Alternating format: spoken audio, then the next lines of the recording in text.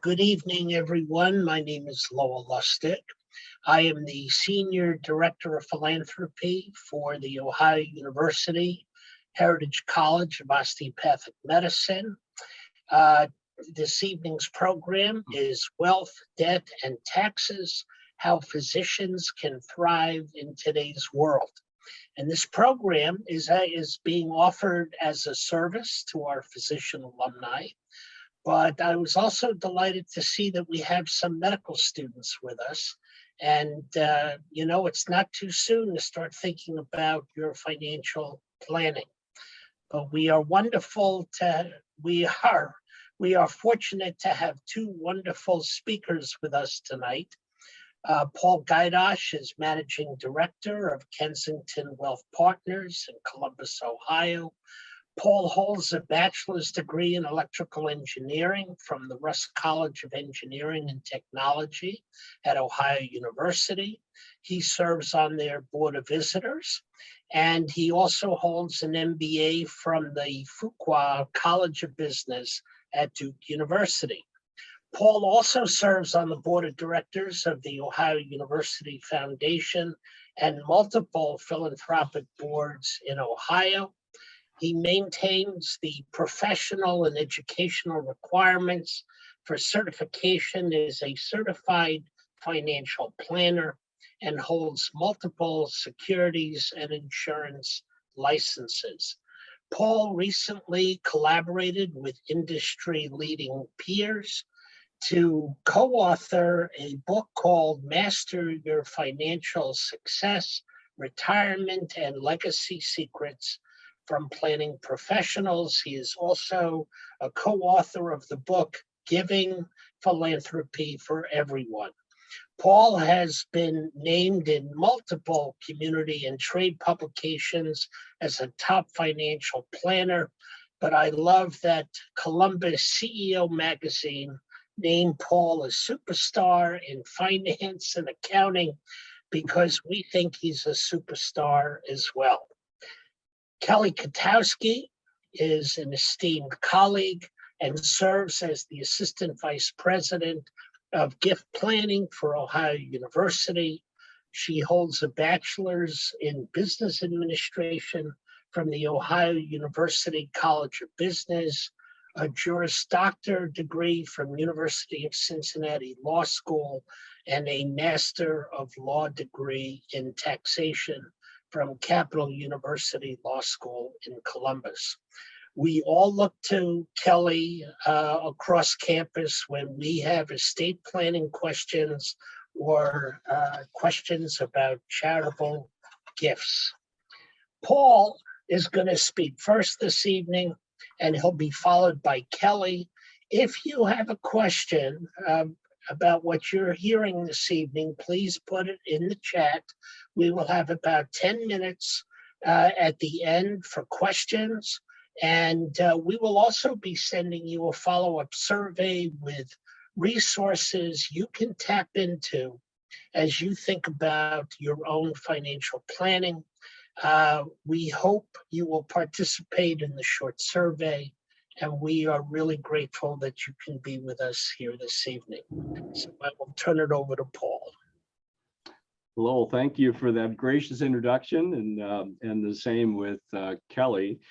And she and I have worked together for many, many years in her area of expertise. So, hey, we have a very short period of time this evening, so let's get at it. And the subject matter could fill certainly a full library. So my goal would be to leave one or two actionable ideas with each of you that has joined us this evening.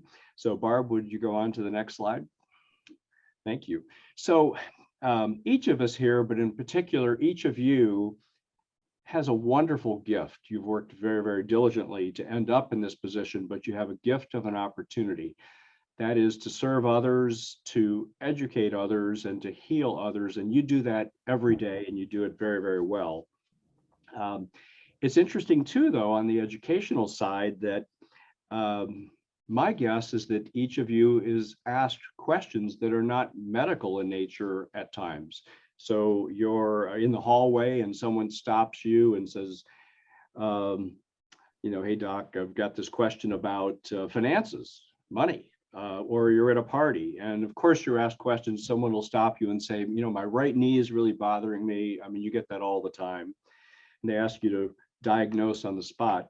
But because of your education, because of where you stand in society, you're really asked to answer a lot of questions that go beyond what you do for a living. And I think that is also a duty. You also have the opportunity of securing, your own financial future. That's a responsibility that each of you has. No one's going to do that for you. Helping your family do the same. And then for some of us, many of us, our community, that could be our church, could be the American Heart Association, Cancer Society, could be just our neighbors down the street. And finally, it could be one or more of our alma maters, including Ohio University. Barb? So by the way, Barb is the one who organized this. She's behind the scenes. You're not really seeing her. You're seeing a fixed picture of her, but she's doing more than operating the slides today. So the key topics that we're going to cover today, very briefly, are wealth, debt, and taxes. Next slide, please. So as money runs through our hands on a weekly or a paycheck basis, there's a lot of places that money can go. And I didn't think to put on here jewelry and art and toys and all, because that would make that slide very busy, but I wanted to focus more on growing wealth. So as that money flows through our hands, it falls to each of us the obligation to capture some of that money. And where do we put it? We can put it in public equities like the stock market. And these last days have been particularly noisy. I think we've had noise for multiple years now. I do not think things will be less noisy, but this time they've gotten even noisier with things in the Ukraine. But we can capture money in our 401ks on a pre-tax basis or 403bs, institutional real estate, private equity, which many of you participate in. I can explain that in a few minutes. Your medical practice, and you can contribute to a charity like the Heritage College. But in the meantime, there's leakage due to taxes. The government has their hands all over our money, and we make mistakes along the way. Yeah, we do. Next slide, please. So if only it was smooth sailing, but life happens. So there are mistakes we make early in our careers. Sometimes we change careers. I did that, although I've been in this career for 33 years now, so that's ancient history. We have school debt that we have to deal with. We get married. That's a complication. It's a good complication, but it's a complication. We start a family, and that draws a lot of money and our attention. We open or we join a medical practice. We get divorced. That's a complication, and we divide our net worth by 2 sometimes, right? And society thinks that each of you makes really big money. So there are expectations placed sometimes on you by society from many directions.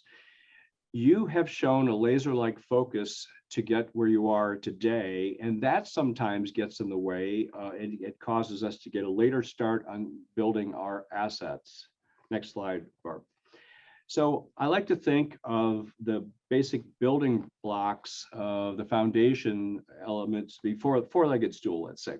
So your education, which is continuing, your earned income, which is your most valuable asset, which means you need to really protect it. The use then of assets and debt. And all 4 work together, I believe, on an ongoing basis. It's not just you do one thing and you leave it behind. Let's move on to the next slide, Barb. So the typical retirement for many of us is age 62 or 65. It could be earlier, it could be later, but whatever it is, there's 25 to 30 years. There could be as many years in retirement as we worked. That puts a lot of pressure on whatever money we've accumulated through 401ks and 403bs. And okay, there'll be Social Security, I believe. Some don't, but I believe it'll be there in some format because we're all voters. They'll water it down, they'll tax it more, but that'll be a flow. But for many of us, that's going to be a tiny percentage of what we need in retirement. Pensions, most have been terminated. There'll be some people viewing us this evening who will receive a pension, but most will not. So it really falls to us to capture the money. There's some money in the bank for emergencies. Then it's our investments and our, real estate, rental properties, and the like that's going to either make this or break this. So it requires a lot of knowledge. And there's some of us just choose to put a knowledge of money to the side. And I would suggest, of course, I would suggest this given what I do for a living, but I've seen people who've been very, very successful in attaining financial independence at an age they had in mind. And the way they did that was they chose to make this almost an avocation. They chose to study money and study investments and study debt and the proper use of debt and learn about taxes. And I don't like the word budgeting, but what I really mean is, okay, money is coming in, well, where is it going when it goes out? I don't mean budgeting like pinching pennies. I mean just understanding the flows of money. And finally, this last one is very, very important. And it took me some years to figure myself out in terms of where I stood with money. And one thing I learned was that if I didn't put in place automated methods of capturing money, I didn't do a very good job. The money came into my checking account and I spent it. But once I learned that about myself, I put in place all kinds of mechanisms to capture the money before it made it to my checking account, and the impact was significant. So thank you.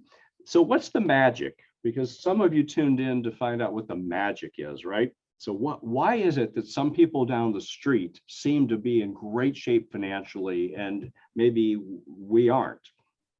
Maybe we're the ones that are in great shape and some others are not.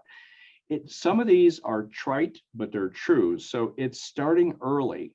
No matter someone's age, in terms of on the Zoom today, it's the habit of savings, and it's starting small. And I know it was Albert Einstein, when he was on his deathbed, was asked, what's the most powerful mathematical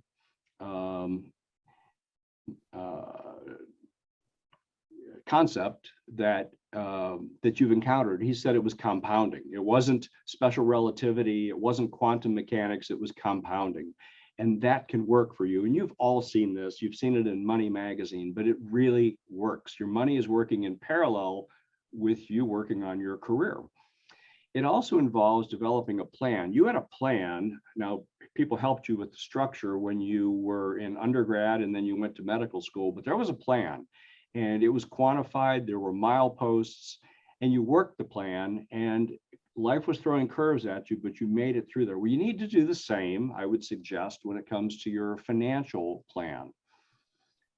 Identifying a vision of where you and your partner want to be some years from now, what year, at what ages, quantify it and develop mileposts, and how are we doing? And if we need to make adjustments along the way, let's make them. And then finally, let's educate ourselves. I'll talk about this a little bit later too, but let's take it on yourself to educate yourself. It's so easy now to learn about financial concepts, both basic and sophisticated, with a few clicks on our phone, that there's no excuse not to have a good understanding of anything financial. As well as there's a surgeon I know who years ago decided to go through the whole Certified Financial Planner program, all 6 modules. He did not sit for the exam because he was not going to go into the industry, but he blossomed when it came to financial concepts in the big picture. And then local universities like Ohio University and others, and finally books. Barb, next one, please. The other way to do this is to hire a professional.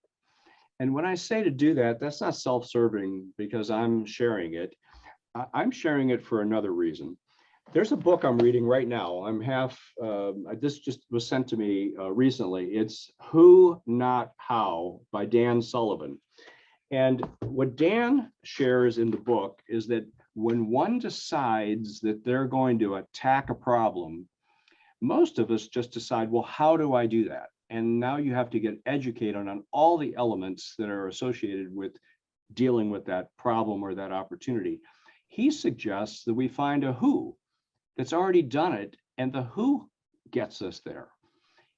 And it allows us to grow exponentially. It frees our time up, our money, and it's not linear, which is the way that we approach many problems. So when I did my most recent book, I certainly could have just started from scratch with a blank piece of paper, but instead I hired a book coach. And the book coach was the who. And that book coach got that project done. It would have taken years if I'd done that on my own. So, but when you do hire a professional, you want to set expectations and you want to verify, trust and verify, of course. And finally, your children, if you have children, your children are watching you in whatever you do with money. That's how they learn. That's how they learn almost everything. So I would suggest that you give them that opportunity to learn. How many of us grew up in a household where money wasn't discussed? It just really wasn't a topic of conversation, but you have that opportunity to share that with yours and through stories. And finally, here's an idea we've used with so many of our clients. We've suggested that they use the Thanksgiving dinner when typically families are together to, we coach our children, adult children or teenagers or middle schoolers to come to the Thanksgiving dinner with a charity that they would like to support this coming year. And explain to those at the table why that charity and what is their passion for it and what they would like to see happen. And the family then walks through that and decides what charity they want to support. It's a wonderful teaching tool. Barb? All right. So let's talk a little bit about investing. And we don't have much time on this, but I think this is especially important given what's gone on the last couple of days. So when you have significant cash in your hands, let's say there's been some liquidity event and you've received dollars, you've sold a practice, or you've inherited money, or you've received a bonus. Many of us, because we're human, when they get that money in a setting like today, we would say, well, this is the wrong time to put money to work. Things are a mess. But when we talk about investing, we talk about deployment of capital. I don't like the word investing. That suggests the public stock market, and it can include that. And the public stock market is really just ownership of those companies. I think each of you know that. It's not gambling in Vegas. It's not Bitcoin. And it's just deciding you're going to own a specific company or a mutual fund that invests in a number of companies. But that's not the only place to put money. In fact, most of the money that comes into our practice, we don't put in public equities. We put that in private equity, which does not have the volatility of the public market. So it doesn't drive you crazy on a daily basis. The inefficiency works to your benefit. And while it's tied up longer, that's a plus also. Also institutional real estate, that can be through a real estate investment trust or a private placement. And again, I'm looking for tailwinds. I'm looking for dividends as tailwinds in stocks. I'm looking for tailwinds in real estate, which would be rent. Tailwinds are a good thing because things aren't always up. They kind of help our money along while we're sleeping. And finally, a couple of other areas that are debt related, and debt really means you're loaning money to things like the city of Columbus through a bond, or Ohio University through a bond, or a corporation. Instead of them going into the public securities market to bring in money, they borrow money. And that's been very popular these last 10 years with interest rates so low. Tax-free munis, we have put tens of millions of dollars there the last decade. And the yields, okay, there used to be higher yields, but the coupons are 4%. The yield to maturity is 3. Well, 3 in most of your tax brackets is 4.5% taxable equivalent, and is double tax free, federal and Ohio or Florida or Maryland or California or wherever you live. And finally, the greatest benefit of bonds is that they're not stocks, they're ballast. That's money not in the stock market, which over these last few days has been very valuable. The last one, you're already reading ahead of me. Professionals love these alternatives because, again, they have low correlation to stocks and bonds, and that would be things like commodities. Look what's happened to the price of oil. Pretty powerful right now, right?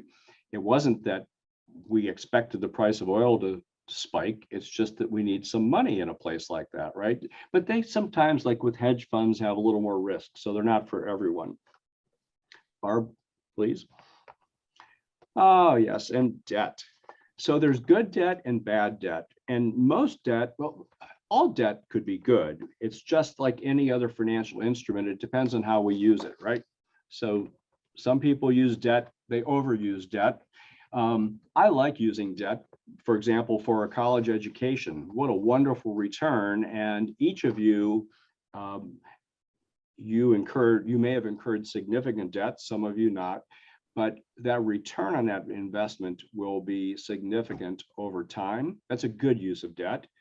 You're using other people's money.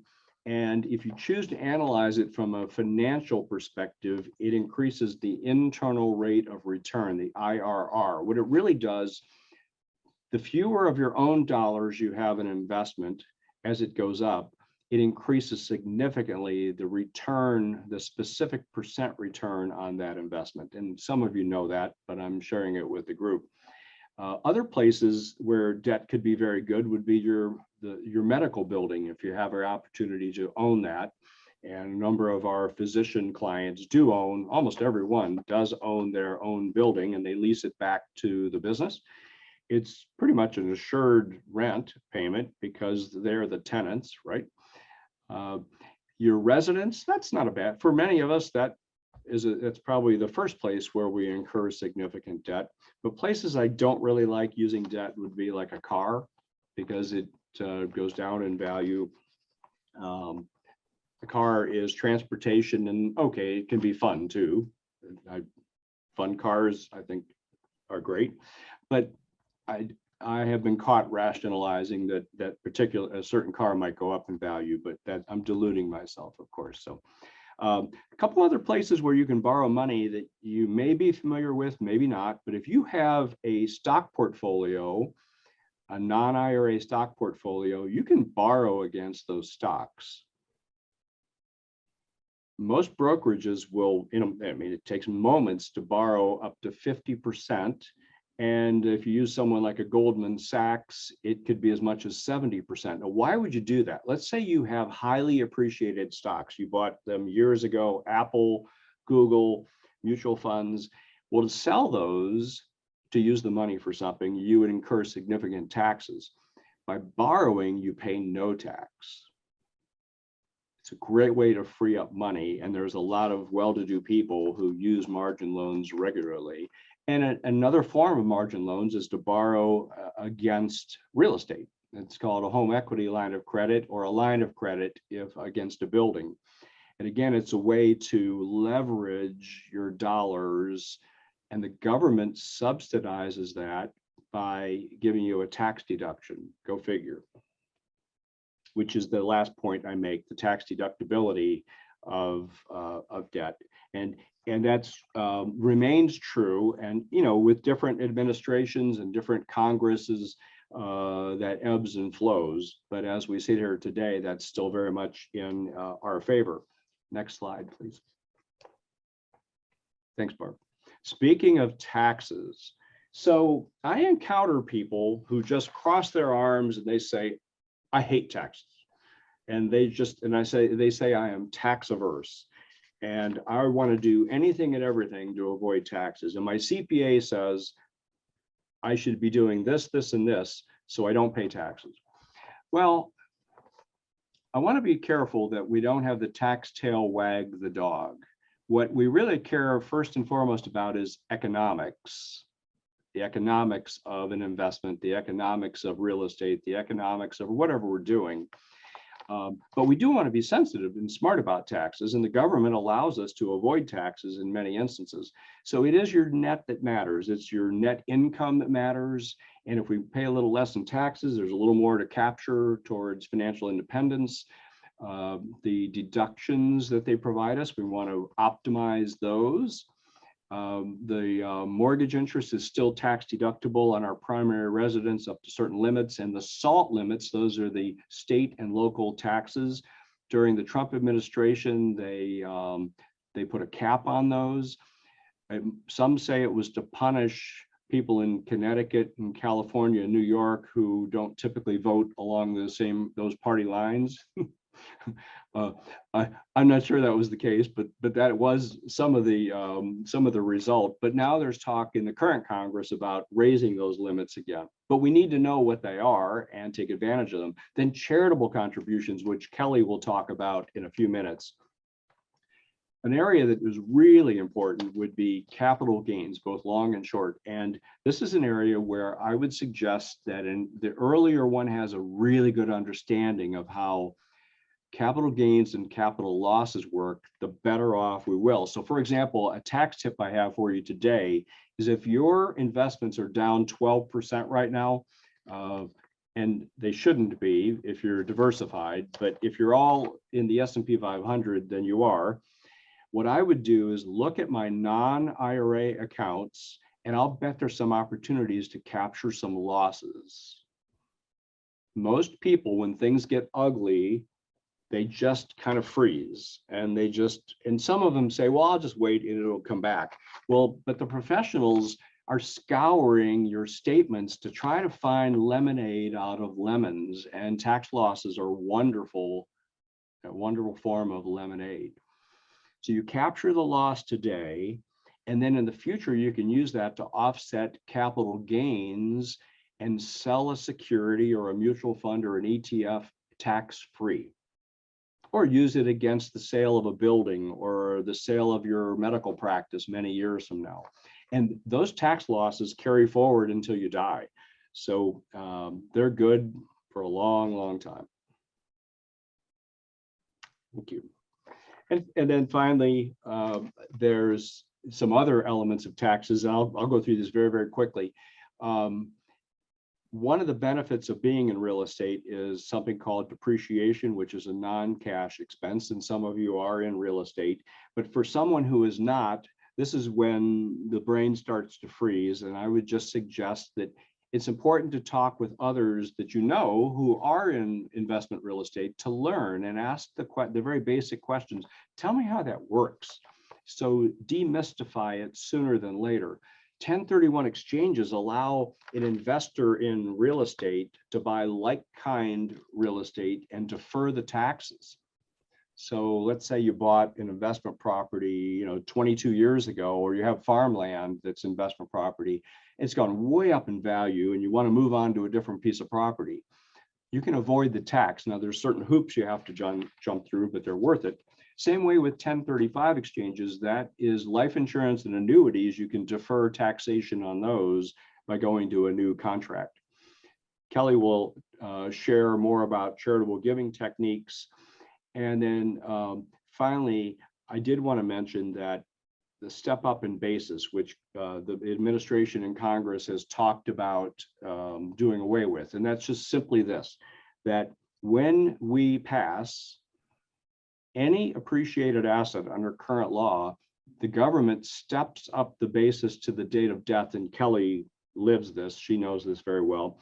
And they forgive the taxes. They forgive the taxes on the gains. So your heirs, if a day later when they receive the asset, they would pay no tax. If you were to sell it on your deathbed, you would pay the tax, but a day later you would not. So these are some of the ins and outs of taxes that are very much worth learning sooner than later. Barb, next slide, please. So I'd mentioned the magic before, and I can't say that there's a special magic, but as we near the end of this, I wanted to share what I've learned to be some elements that I guess have a little magic. They don't seem very exciting when you see them here in print, but I'll share them with you. So the single most important counsel that I would share is action. It is so hard to take action on our personal finance picture when there's all these moving parts, all the family dynamics and what's going on in the world, COVID and the Ukraine and a new president and then another new president and on and on and on. But somehow we have to find a way to say, you know what, that's just noise. I need to find a way to advance my own personal financial situation. And I do it $1 at a time or $1,000 at a time or $150,000 at a time, whatever it is. And we have to just put aside everything that's going on around us to make that happen. And that's really the capturing of the dollars. Each of you does the heavy lifting. When I meet someone later in life, and let's say they have a round number, $1 million in their 401k, which is very easily doable if you do the math and work backwards to someone who's 25 today, for example. And we meet and I'll say, look, you did the heavy lifting. You know, most of that money was your money. With $1 million, in generally speaking, about 650 to 700,000 of it is their own dollars they've put away. And then there's some matching dollars. And then there's the fact that it was tax deferred. There was a pre-tax contribution and it grew tax deferred. But the magic was the hard work, and that was capturing your own money and putting it in the program, whether it's a 403B, 401k, after-tax contributions, whatever it is. A rental that you own and you're forced to pay a mortgage payment. The other magic is, as I've shared several times today, but it's worth reiterating, I think the earlier one learns about personal finance, the more powerful all of this becomes. It demystifies, and as humans, if we understand, we will act. If we don't understand, we may get lucky and we may meet someone and we just put faith in them and they help us act. But I think the sooner we have understanding, the sooner we're going to either act on our own or we're going to hire someone and we'll be a partner with them, which I'll talk about in a moment. The next element is asking retired physicians what they did very, very well, and also what mistakes they made. And they'll be pretty quick to tell you what they did well.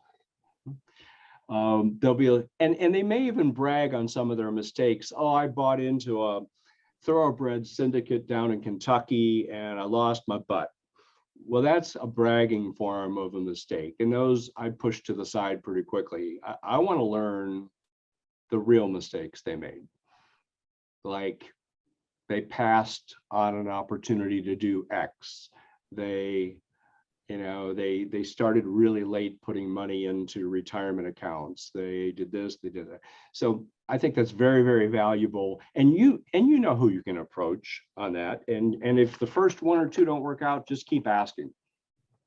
And if you are yourself, if you're a retiring physician, I think it'd be very worthwhile when you're asked to share that with younger physicians working their way into the early part of their career. It's going to help them succeed. Think about this. If they're financially independent earlier, it frees up that entire part of their lives. They don't have to worry about money. They can focus entirely on their patients and their teammates. Pretty powerful. And finally, as I referenced in that book, Who Not How, hire a pro. That's what people do when they come to you. And it doesn't matter whether they're paid with a fixed fee, an hourly fee, find out what it is, they'll tell you, but engage them to help you with your planning, and you're going to have to bare some of your soul to do that. You're going to have to tell them about some of your mistakes. But they're going to be able to do this in a holistic fashion, which is very, very difficult for the individual to do because you're busy. But holistic means, okay, it's the investing side, it's the taxes, it's the estate planning, it's the survivor's needs if one were to die, it's what happens if I'm disabled, and then do I have the capacity to give to charities like Ohio University? So with that, that really is concluding my remarks. Barb, there's one more slide here. I believe, there we go. So I just wanted to share a couple resources. I think there may be a way to access this page, or you can take a picture of it with your camera if you want. But as I said, maybe 30 minutes ago, in today's world, it is so easy to access the same financial information we've been talking about tonight. There's the Motley Fool, and Fidelity has an awesome website, and Vanguard, and I use those at times. There's courses at OU and Ohio State and in Florida and California or wherever you happen to be. There's Coursera, and not all of our courses are the Great Pyramids of Giza, right? So they have some on personal financial subjects. The Millionaire Next Door, my book, Master Your Financial Success, The Psychology of Money. The number is intriguing. I'm asked that question all the time by people. What amount, what do I need to have in total when I walk out the door? And I've been asked it so often, now we actually calculated. We didn't do that some years ago, but now we can actually tell you your number. And then fun books like Freakonomics. So with that, I want to pause, pass it on to Kelli, and I want to thank you for your participation today, and your attention.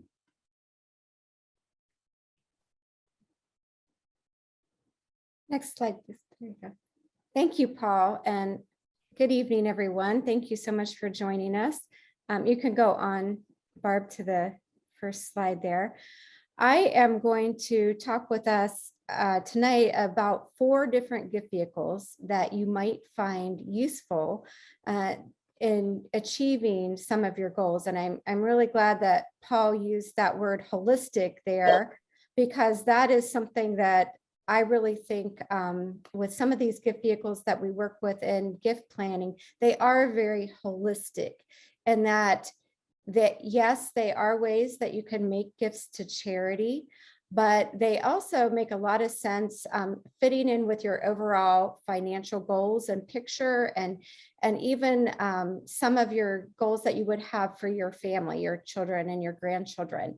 So we're just going to talk about 4 of those tonight that I think you might find would be useful for different situations. And the first one is a great gift vehicle. As Paul was talking about kind of the Thanksgiving dinner and trying to talk with your children and your grandchildren about what charities they might want to support, and teaching that your values and your philanthropy to your family. We have a gift vehicle that's called a donor advised fund. Many of you probably have heard of these. Fidelity and Vanguard have them. A lot of community foundations have them, and the Ohio University Foundation has one too. But it is a great way to create almost like what would be considered like a savings account for charitable giving. The fantastic part of it is it fits your schedule. So if you are, coming up to the end of the year and you're meeting with your CPA and they're saying, you're going to have a lot of capital gain tax to pay this year. We really need to figure out something to do to help you out. This is a great gift vehicle for that. Or, if you're getting ready to have some type of a big tax event in your life, like you're selling your business, or the investment real estate, or the building that you've had your practice in, those are really great opportunities to be able to take some of those resources and put them into a donor advised fund. You get a charitable income tax deduction for doing that. If you transfer something like securities or the real estate directly, you would avoid all capital gain tax on that gift. And one of the primary things about donor advised funds is you don't have to decide immediately where you want to give the gifts. It really is like a charitable savings account where you can sit down with your family and talk about the different charities that you would want to support. And you can take your time to make those gift distributions. So you get the tax deductions up front when you fund the donor advised fund, but you can take your time to make those distributions. I love it. I think it's a really great vehicle for multiple purposes, and they're really very easy to start. And it's only $10,000 to start one of these donor advised funds. And of course they can go much higher than that, but it's a really accessible tool, I think, for financial planning and also for sharing values and having a lot of fun with your family with it. So next slide, please. This next gift vehicle is very, very popular right now. It's been available since 2006, and it is just growing and growing. It's for people that are 70 and a half or older, that are starting to come into the age where they're going to have to start taking required minimum distributions from their retirement plans.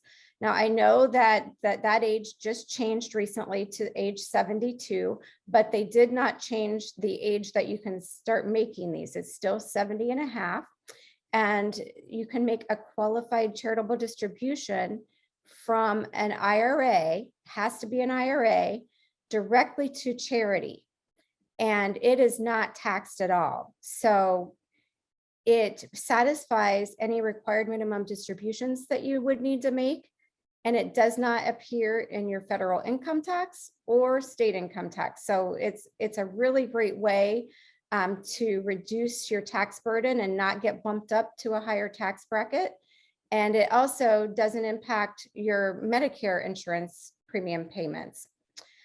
You can make a gift of any amount. A lot of people make at least their RMDs, but you can give up to $100,000 per year per individual on that. So we are just seeing so many of these come into the Ohio University Foundation, and you can direct them, to whatever charitable cause you would like, or, at Ohio University, you could start a scholarship, for example, for the Heritage College with one of these. So it's easy. It's very easy to do. And it's just a great way to really minimize taxes if you are at the age where you're starting to have to take RMDs. And I will say that if you have your retirement savings in a 401k or a 403b, and you're like, that doesn't help me very much, you can do a rollover from a 401k or a 403b into an IRA. And then you can do, and there's no time that you have to hold, the money in the IRA before you can do your qualified charitable distribution. And this was something my husband did just when he got to be 70 years old. He wanted to do this. So we moved from a 403b into an IRA so we could do this every year. So next slide, please, Barb. Okay, this next gift vehicle is a really very flexible, creative tool in the whole estate planning realm. It is a great way to reduce capital gains taxes. So that's the really key behind a charitable remainder trust. And it works really well. Let's say you have a practice and you own a building and you're getting ready to retire, and that you're going to have to pay a lot of capital gain tax on that building if you just sell it.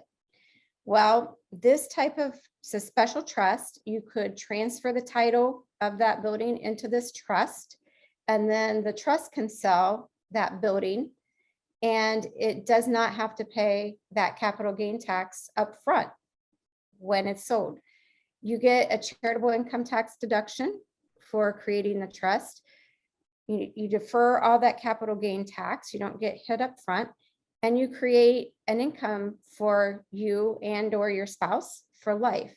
So it really is a way to turn an asset that might not be producing a lot of income for you, like stock portfolio that, is paying some dividends, but not really a large income stream, any appreciated asset. It's a way to fund it with that asset, sell it without incurring the capital gain tax, and producing a nice steady income stream for yourself. So it can be a really great tool in a lot of ways in an estate plan. Next slide, please. And this last gift vehicle that we're going to talk about is called a charitable lead trust. And with a charitable lead trust, this one is all about transferring wealth to family members, so your children or your grandchildren. Where with a charitable remainder trust, the income stream is coming to you, and then the remainder that's left would go to the charity that you designate for the charitable purpose. It's just the opposite with a charitable lead trust. You would set up this trust, fund it, and the income stream during the term of years would go to the charity that you choose. And then at the end of that term, what's appreciated in that trust will go to your family members. Now, how does that make any sense? Well, a lot of times you can set one of these up and not pay any transfer taxes or any estate taxes, any gift taxes when you set that up by using your lifetime exemptions when you create the trust. During the term of that trust, those assets are invested and they're hopefully appreciating. And then when they come out at the end of the term to your family or your friends, whomever you've designated as the recipient, there is no additional tax owed on any growth that happens during that term of years. So it is a great way to be able to transfer some wealth to your family without really paying any transfer taxes at all. So I know we've gone through those pretty quickly. We are happy to talk with any of you individually about how these work. We can run illustrations to kind of show you how they would work. And we'll also share some more information in the follow-up materials that we send. So I think at this point in time, we're ready to answer any questions that you might have. Well, hold on here. Do we have any questions in the chat?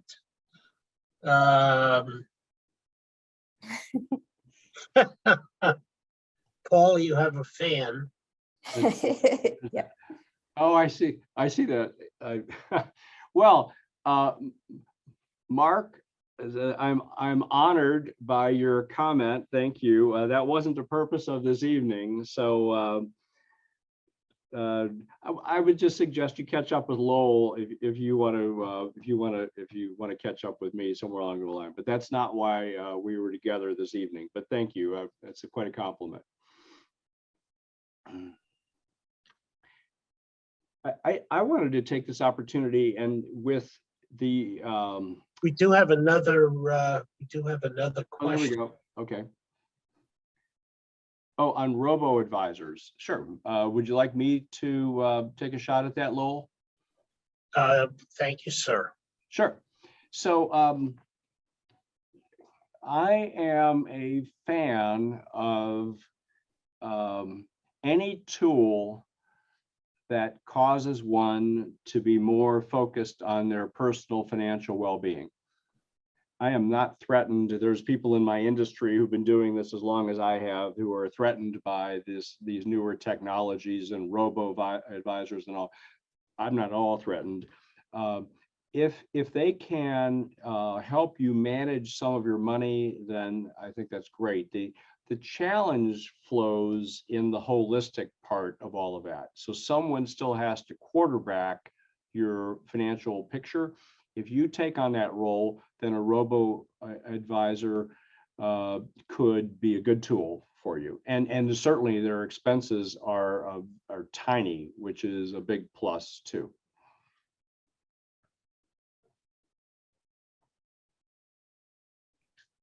All right. Do we have any other questions? Yeah, by the way, not everyone can see that question, though I think Paul covered it. And it was, what are your thoughts on robo-advisors like Wealthfront and Betterment? So I will read any questions that are put. Thank you. I would like to share just a thought. I was going to add this last minute to our slides, but we already were covering so much, and that is, given what's going on in the Ukraine right now, a question might have been raised about the markets, right? The public equity markets. And when I share what I'm going to share, this is not patronizing. This is actually the case. If we look at other events similar to this, these are events, and the stock markets, the multiple stock markets are very, very efficient machines.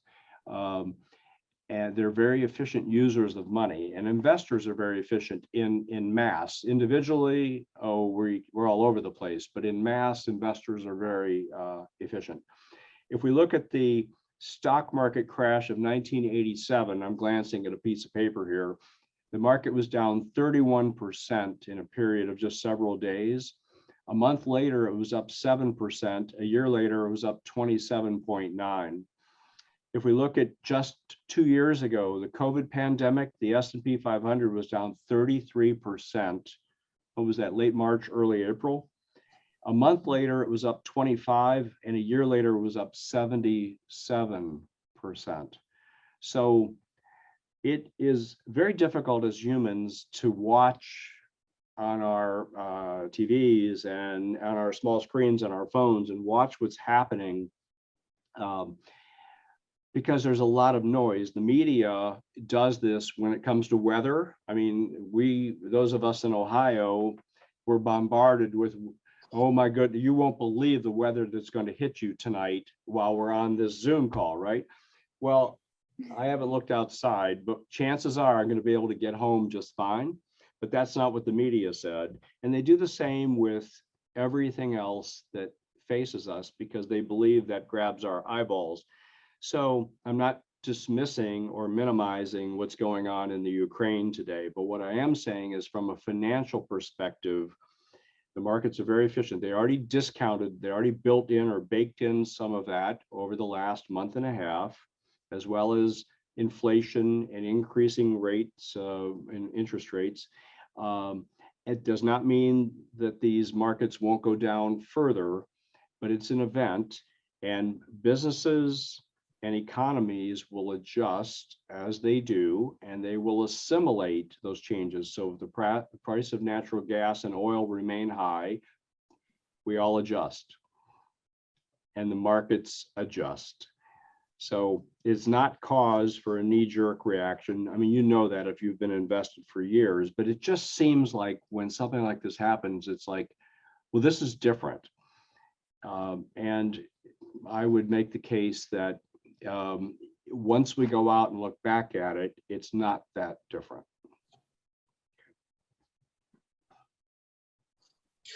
Thank you so much, Paul. We have a couple of minutes if there are any other questions. But while we're waiting, I will again. There's another question, and there we go. Good, and I'll read it. Do you approve of backdoor Roths as an appropriate strategy for high net worth individuals, generally speaking? So the answer is sure. And we do use backdoor Roths at times. The challenge with the backdoor Roth in most instances is most of our clients are not Roth eligible. They earn too much to be eligible for Roth IRA, but when they are eligible, sure, that it gets some money over to the tax-free area. I will tell you that for younger people, Roth IRAs and Roth 401ks make a lot of sense because they have so many years for that money to compound tax-free. For much older people, I view it as an estate planning tool, not for their own benefit, but to pass money income tax free to the next generation and also avoid RMDs, required minimum distributions. But for people in the middle, in their 50s, for example, the math is very difficult for me to justify. Then, not that we don't crunch the numbers, but for people in that middle area, it doesn't usually work. You have to take after-tax money to do like a Roth conversion, and I have not seen an instance, maybe one instance where the math actually worked with the opportunity cost lost and all that. I see Kelly nodding a little bit. Maybe she's been down that path before too. Good question. Real good question though. I like the question. Yeah, and Paul, one of the things I was just thinking about as you started talking about, retirement planning and retirement plans and those types of assets. And you mentioned the stepped up basis and, which assets might be best, when you're thinking about what you want to leave to your children after your life. And those types of assets that are in retirement plans are not the best really to leave to your children or your grandchildren, because they will have to pay that income tax if it's a traditional type of retirement plan. So those are really good assets. If you are thinking about doing anything on the charitable side, those are really good assets to leave to charity. And then things like, your regular stock portfolios and property and things like that are great that get that stepped up basis. Correct. So Kelly, to echo that, we use the example of, because the math is simple, very illustrative. If you have $1 million sitting in your IRAs later in life, and you have $1 million outside of the IRAs in appreciated mutual funds and stock and real estate and the like, they're not equal to your heirs. When they inherit $1 million of IRAs, that's worth about $650,000 after tax, maybe $600,000, because the government, when IRAs go to a non-spousal beneficiary, they're going to assess a tax bill. The other money, the other 1 million, there's that step up in basis where the government forgives all the capital gains tax that would have been due. So that's tax free. So if we're looking at estate planning only, we encourage our clients later in life to spend down their IRA dollars, allow the non-IRA dollars to continue to grow. And it's a wonderful transfer mechanism with more net dollars in their pocket. And ideally, there's nothing left in the IRA, or you give the IRA dollars to Ohio University or another qualifying charity.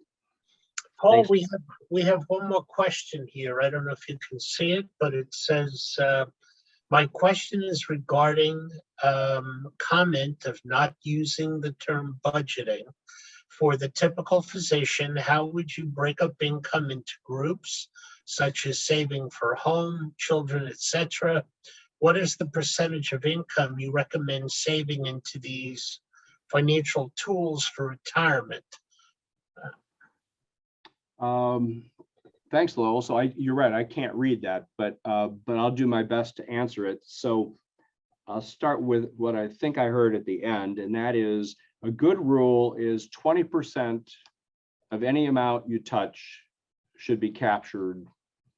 And that starts with our children and an allowance, in my opinion. So if we give our child an allowance, or they receive a gift of $5 for a birthday, $1 out of the 5 should be captured. The other 4, have fun with it, right? Buy anything you want, but the $1 is put away. And if we can do that all the way through our adulthood, if you meet with someone like me, there won't be any problem at all trying to make sure retirement's all right. Then the only question will be, how do we allocate what you have? But you'll have plenty. If that was that the essence of the question, Lowell? Yeah, I believe so. We're about out of time here. I think we're at 9:01, but there is one more question if we want to do it. Sure, that would me. I believe you can see this one. Besides chasing alpha, how do you rate the success of an investment like 401ks or brokerage accounts? Right. So I like that question. And for those who might not know what alpha is, typically what's meant by that in the investment world is outperforming an index or outperforming another manager. And there are people who try to chase alpha. I think they're looking for a very special magic. And you did not see that in my list of the magic elements, right? It doesn't happen very often because, again, the markets are very efficient. And a cynic would say it can't happen because there's expenses too, right? So the indexes are have no expense essentially, or a very nominal expense. So how do I rate that versus an investment like 401k? So I think that 401ks should be, and I have seen many plans, they're actually labeled savings plans. I like that a 401k is called a savings plan. It's not an investment plan, it's a savings plan. Because again, you heard me say earlier, the lion's share of the money in there when you reach retirement is your own money.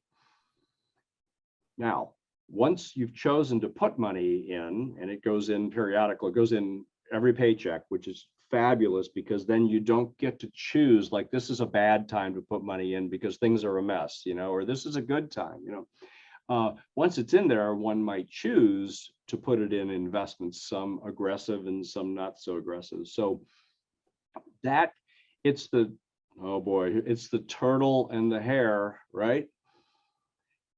It's the turtle that's going to win that almost every single time. I will say this though, and maybe this is part of the question. In the investments I choose with my personal money, and the vast majority of my money is invested exactly the way I talked about today.